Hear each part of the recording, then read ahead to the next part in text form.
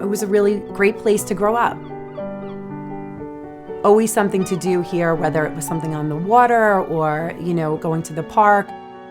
There were 4 children in my family, my brother John, me, my brother Shaun, and Michael. Oh, we're Long Islanders. We're the best. We're the best part of New York there is.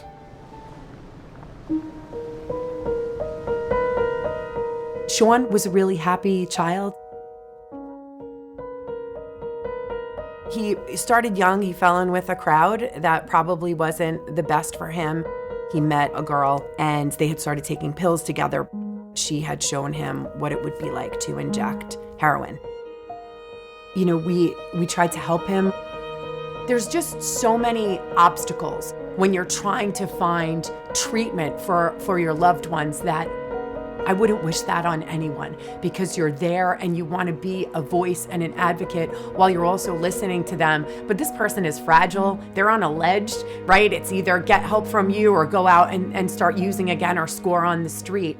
Where do you go? And at the time, at least for me with my brother, you went to the hospital. They're getting you in and out. They're treating you. There was no next step. So like I said, he had overdosed previously and they put you right back out on the street and they release you. When he was on, he was on. He was good. And he would do anything for you. There was no doubt about that. He was fun to be around. We'd go out to eat, we'd BS, everything. But it was the people that around him that was his demise, basically. So we had plans. He wanted to go to Hibachi for his birthday. And I got that call 2 nights before from my brother. And he was just, he's gone. And wait, what do you mean we're going to Hibachi tomorrow night? Like it's his birthday. How are you, how's he gone? It's just not possible. There was fentanyl in whatever he had. That was how he died. So we never got to go to that Hibachi dinner to celebrate his birthday. I was planning his funeral on his birthday.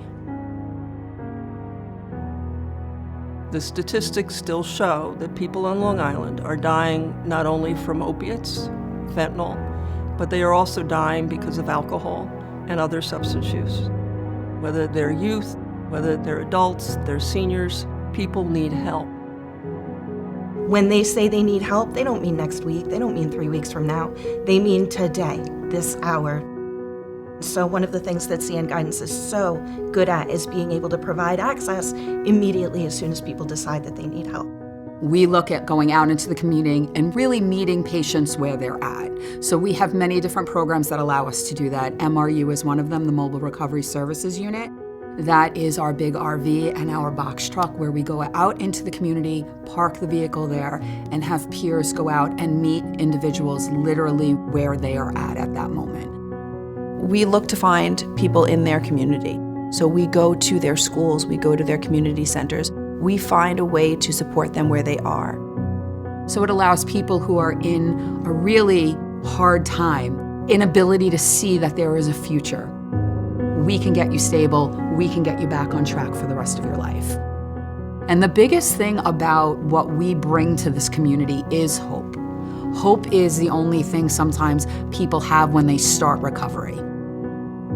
You help people through some of the most darkest times in their lives, but you make sure that they don't go through it alone so that they can recover.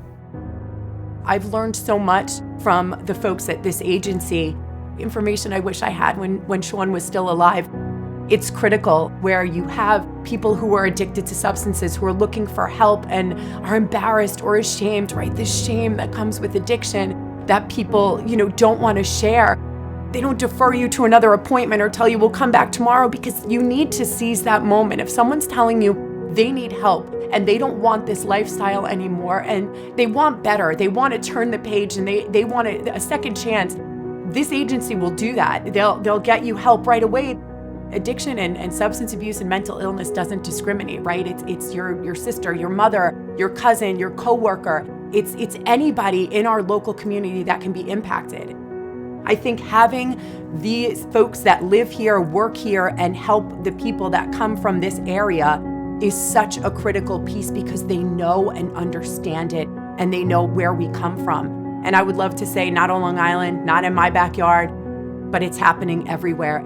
Young people especially are still dying. They're still becoming addicted. By him having his overdose woke me up to a whole new light on just how the addiction is all around you. I know people that I went to school with that just recently passed away from addiction. I loved him, and I wish he was still here.